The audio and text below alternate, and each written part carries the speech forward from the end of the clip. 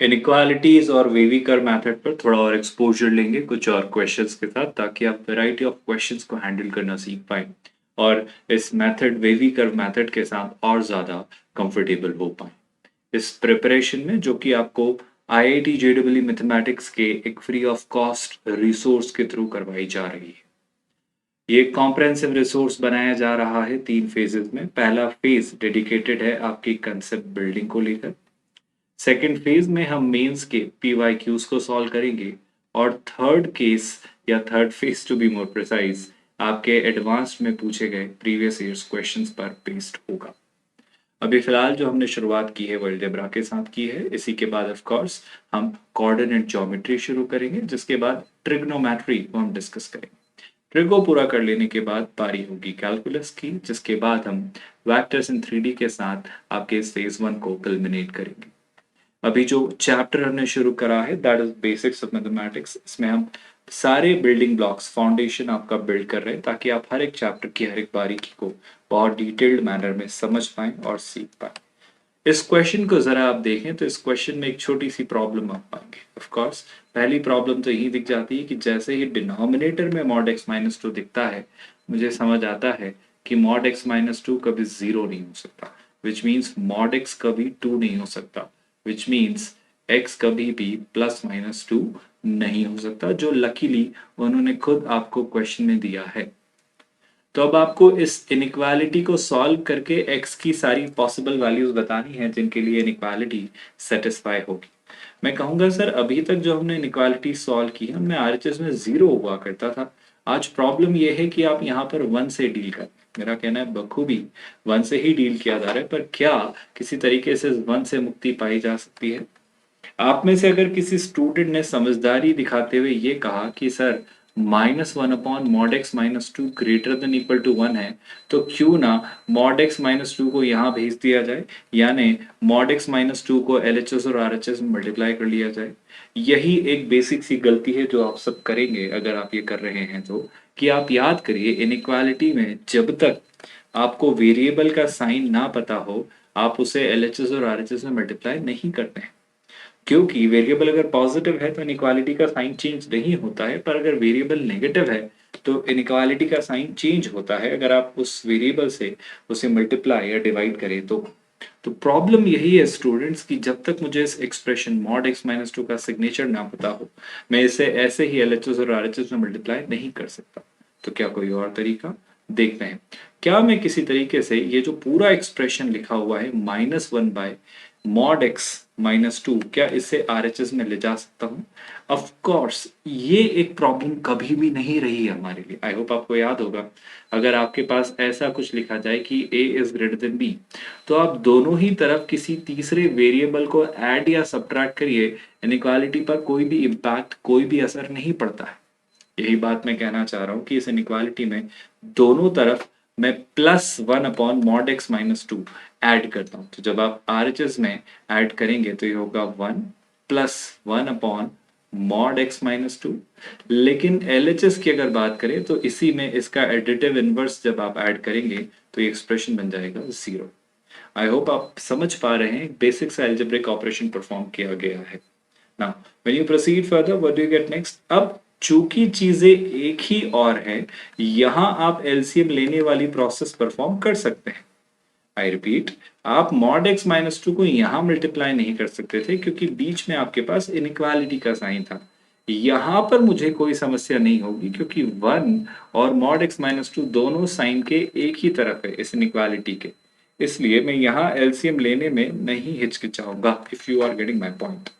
सो mod x minus two अगर LCM लिया जाए तो ये हो जाता है mod x minus two +1 divided by mod x minus two. I hope आप ये बात जानते हैं, which is less than equal to, which is less than equal to 0। So this is what we are given. अब इस part को अगर further solve किया जाए तो मैं क्या पाता हूं, जरा इस पर बात करेंगे।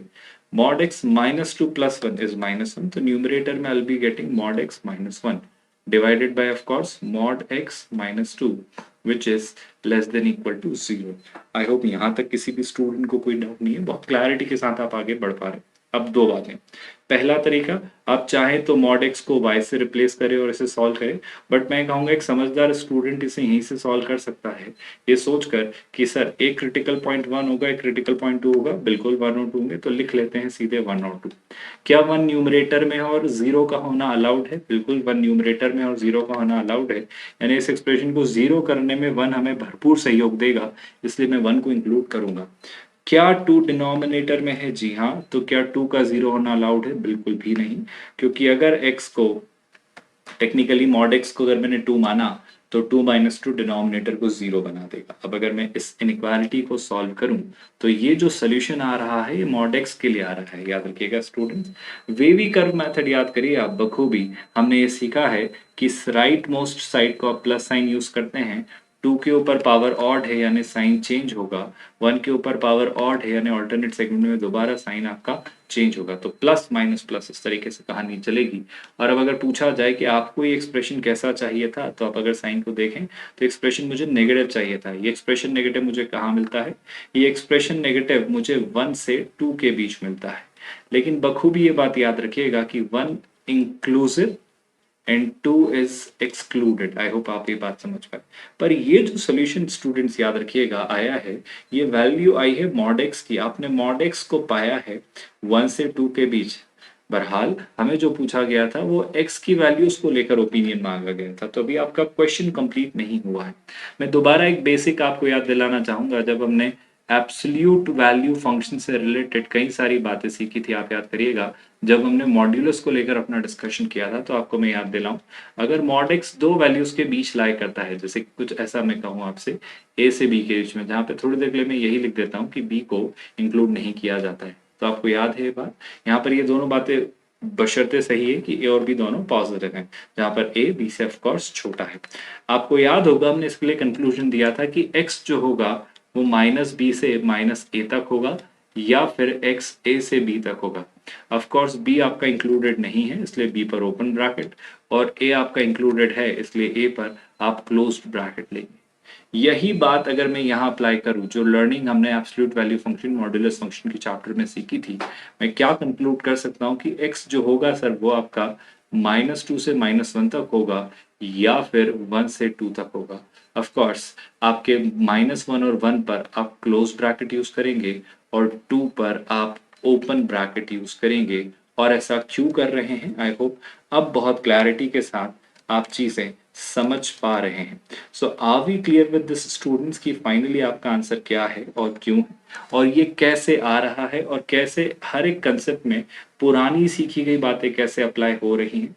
आई होप आप एक अच्छा सेंस, एक अच्छी अंडरस्टैंडिंग बिल्ड कर पा रहे हैं। विद दैट नेक्स्ट पार्ट की तरफ अगर हम बात करें, तो एक और क्वेश्चन के थ्रू थोड़ी और क्लैरिटी लेंगे, ताकि आप इस तरीके के क्वेश्चंस को अच्छे से सॉल्व करना समझ पाएं और सीख पाएं कि एक्चुअली एब्सोल्यूट वैल्यू फंक्शन और इनइक्वालिटी के कंसेप्ट्स को मिक्स करके देखा जाए तो क्वेश्चंस कैसे वर्कआउट किए जाते हैं। एक क्लासिकल एग्जाम्पल है उस कैटेगरी के क्वेश्चन का।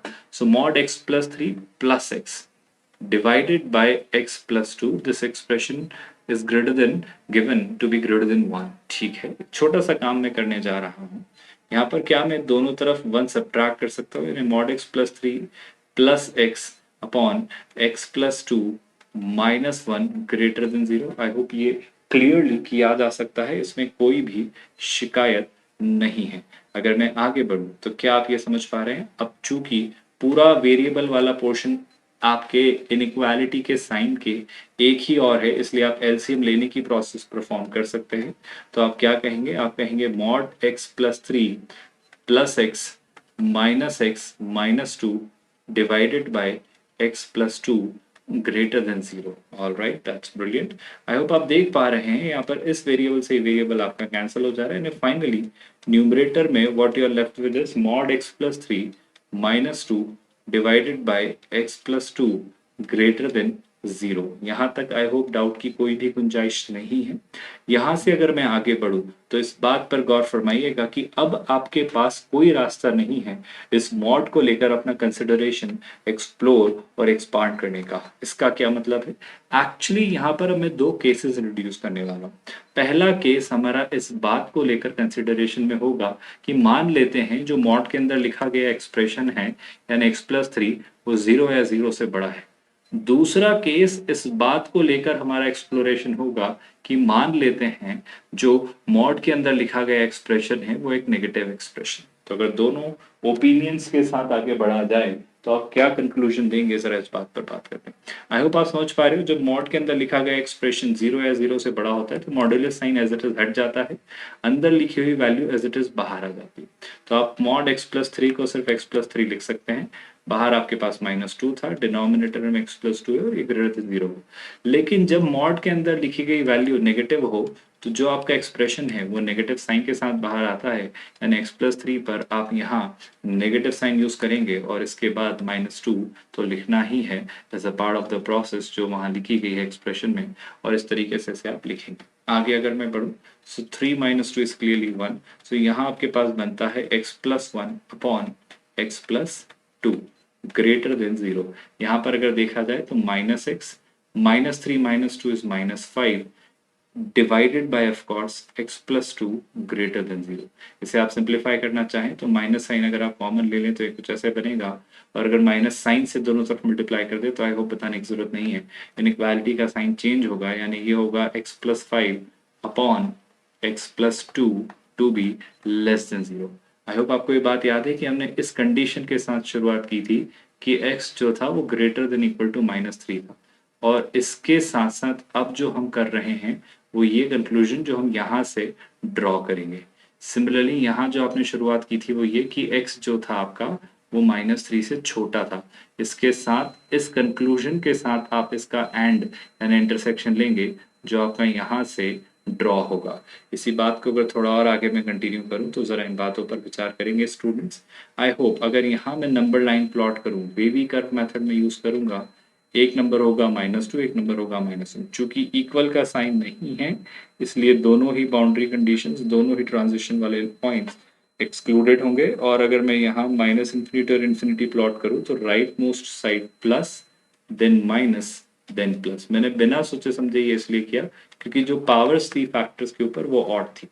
अगर यहाँ मैं आपसे बात करूँ तो दोबारा आप -∞ से इन्फिनिटी तक सारे नंबर्स प्लॉट कर लीजिए जो ट्रांजिशन लेकर आ रहे हैं, जो कि आपके पास हैं -5 और -2। और यहाँ भी अगर देखा जाए तो आप कहेंगे सर कि आपको यहाँ पर ये एक्सप्रेशन नेगेटिव चाहिए, तो ये दोबारा प्लस माइनस प्लस इस तरीके से आपकी कहानी गढ़ी जाएगी। यहाँ अगर मैं बात करूँ मुझे एक्सप्रेशन पॉजिटिव चाहिए था, यानी -1 से इन्फिनिटी हो या -∞ से -2 हो, तो आपका जो सोल्यूशन होगा वो होगा -∞ से -2 या फिर -1 से इन्फिनिटी। लेकिन इसके साथ आपको इंटरसेक्शन लेना है, x की वैल्यू जो होगी स्टूडेंट्स वो -3 से बड़ी होगी, तो -2 से छोटा होगा -3 और -3 से बड़ा होना यानी -3 को इंक्लूड करते हुए -3 से बड़ी सारी ये वैल्यूज। आई होप आप मेरी बात समझ पा रहे हैं। इन दोनों का मुझे लेना है इंटरसेक्शन, इंटरसेक्शन यानी एंड यानी कॉमन। सो -3 से -2 के बीच ये सारे नंबर्स मुझे कॉमन दिखाई देते हैं, यानी ये वाला पोर्शन में इंक्लूड करूंगा जो मुझे यहाँ दिख रहा है।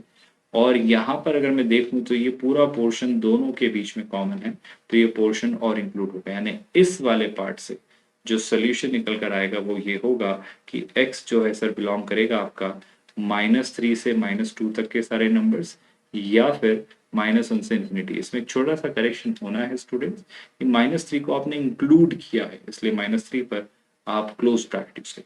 सो केस या तो 1 था या फिर 2 था, यानी या तो केस 1 फॉलो होगा या फिर केस 2 फॉलो होगा, या फिर का मतलब होगा यूनियन। यूनियन मतलब या तो ये मेरा आंसर होगा या फिर अब जो आने वाला है वो मेरा आंसर होगा, यानी दोनों का मैं क्या लेने को बाध्य हूँ, यूनियन। यहाँ अगर बात करें तो यहाँ कहा गया था कि x जो है वो -3 से छोटा हो, ठीक है। -2 यहाँ है तो शेलाई से -3 यहाँ कहीं रहा होगा, और x का -3 से छोटा होना हो तो ये सारे पार्ट्स की आप बात कर रहे हैं। यहाँ पर आपको इस एक्सप्रेशन को नेगेटिव बनाए रखना है, नेगेटिव बनाए रखना है -5 से -2 के बीच आप बात करें। अब अगर मैं दोनों के कंक्लूजन कॉमन पॉइंट की बात करूं तो सर -3 से -5 के बीच का ये हिस्सा आपके पास कॉमन है। यानी यहाँ पर जो सोल्यूशन आएगा वो कहेगा कि x बिलोंग करेगा आपके -5 से -3 के बीच के सारे नंबर्स को। I hope you are getting this idea.